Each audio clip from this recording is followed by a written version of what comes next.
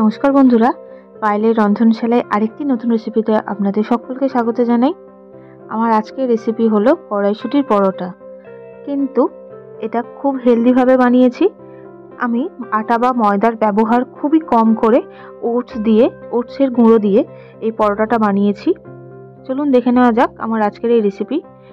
আমার এই রেসিপির মূল উপকরণ হলো ওটস। আমি 1 কাপ মতো ওটস নিয়েছি। ওটসটাকে গুঁড়ো করে নেব। আমি কিন্তু কোনো রকমভাবে এটা শুকনো খোলায় ভাজিনি, এমনি কাঁচা ওটস গুঁড়ো করে নিলাম। খুব মিহি একটা পেস্ট বানাবো। এরপরে আমি দিয়ে দিলাম অল্প একটু ময়দা। ময়দা না দিলে তো একটু বাইন্ডিং ভাবটা আসবে না, অল্প সামান্য দিয়েছি ময়দা। মানে 1 কাপ ওটসের গুঁড়ো হলে 1/4 ভাগ ময়দা দিতে হবে। ময়ামের জন্য দিয়ে দিচ্ছি তেল। আমি সাদা তেল ব্যবহার করছি, 1 টিস্পুন মতো, বেশি না। এরপরে আমি এটাকে মেখে নেব নর্মাল টেম্পারেচারে থাকা জল দিয়ে। আমি কিন্তু কোনোভাবেই এখানে গরম জল ব্যবহার করিনি। একটু নরম করে চেপে চেপে মাখতে হবে।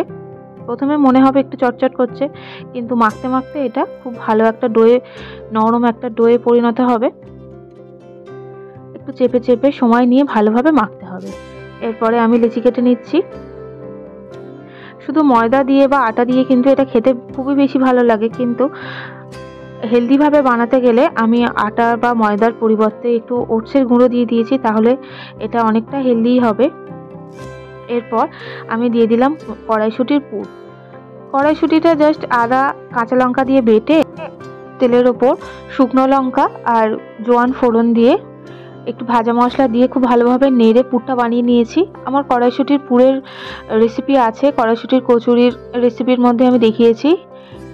এখানে আমি আর কড়াইশুঁটির পুরের রেসিপিটা দেখালাম না, তাহলে ভিডিওটা অনেক বড় হয়ে যাবে। এরপরে আমি আটা দিয়ে খুব হালকা হাতে এই পরোটাগুলোকে বেলে নেব। একটু সময় নিয়ে হালকা হাতে পরোটাগুলো ভাবে বেলে নিতে হবে। একে একে আমি 3টে পরোটাই বেলে নিয়েছি।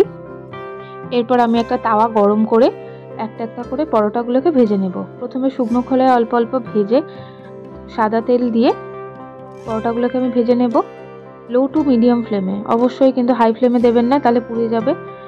আপনারা চাইলে ঘি বা বাটার দিয়েও ভাজতে পারেন, আমি সাদা তেল দিয়ে ভাজলাম। একটু সময় নিয়ে আস্তে আস্তে ভেজে নিতে হবে।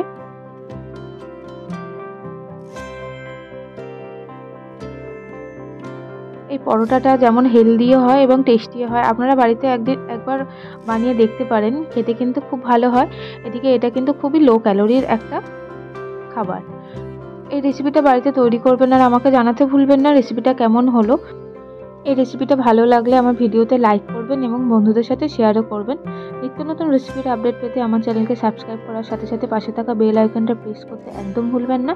সবাই সুস্থ থাকুন।